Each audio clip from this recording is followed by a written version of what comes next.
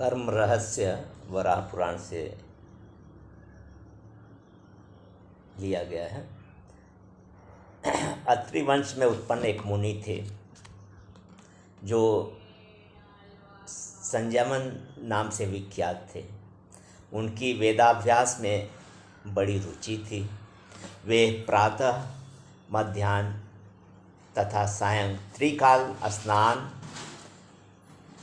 संध्या करते हुए तपस्या करते थे। एक दिन वे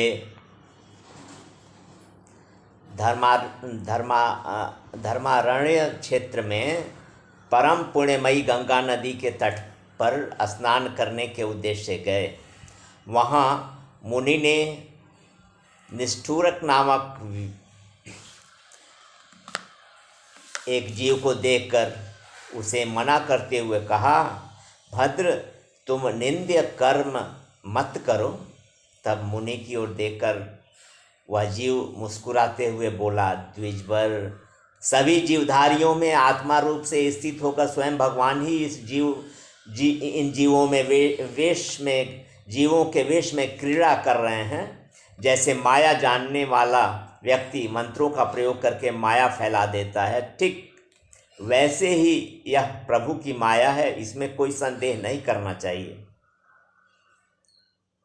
विप्रवर, मोक्ष की इच्छा करने वाले पुरुषों को चाहिए कि वे कभी भी अपने मन में अहंग भाव को न टिकने दें। यह संपूर्ण संसार अपनी जीवन यात्रा के प्रयत्न में संलग्न रहता है। हाँ, इस कार्य के विषय में अहम अर्थात मैं करता हूँ, इस भाव का होना उचित नहीं है। निष्ठुरक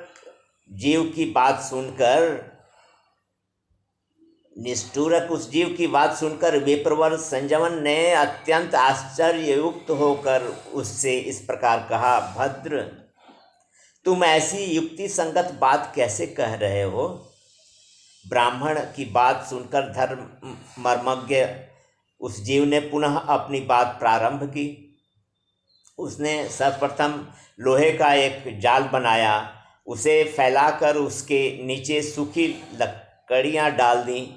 उसके पश्चात ब्राह्मण के हाथ में अग्नि देकर उससे कहा, आर्य, इस लकड़ी के ढेर में आग लगा दीजिए।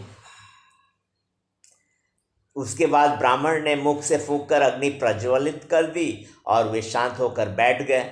जब आग धधकने लगी तब वह लोहे का जाल भी गर्म हो उठा। साथ ही उसमें जो गाय की आँख के समान छिद्र थे, उनमें से निकलती हुई ज्वाला इस प्रकार शोभा पाने लगी मानो हंस के बच्चे श्रेणीबद्ध होकर निकल रहे हों। उस जलती हुई अग्नि से हजारों ज्वालाएं अलग अलग फूट पड़ी। आग के एक स्थान रहने पर भी उस लौहमय जाल के छिद्रों से ऐसा दृश्य प्रतीत होने लगा। तब उस जीव ने उन ब्राह्मण से कहा, मुनिवर, आप इनमें से कोई भी एक ज्वाला उठा लें, जिससे मैं शेष ज्वालाओं को बुझाकर शांत कर दूं। इस प्रकार कहकर उस जीव ने जलती हुई आग पर जल से भरा एक घड़ा तुरंत फेंका। फिर तो वह आग सहसा शांत हो गई। सारा दृश्य पूर्ववत हो गया। अब उस जीव ने तपस्वी संजमन से कहा, भगवान, आपने जो जलती आग ले रखी है वह उसी अग्निपुंज से प्राप्त हुई है। उसे मुझे दे दें, जिसके सहारे मैं अपनी जीवन यात्रा संपन्न कर सकूं। उस जीव के इस प्रकार कहने पर जब ब्राह्मण ने लोहे के जाल की ओर दृष्टि डाली तो वहाँ अग्नि थी ही नहीं।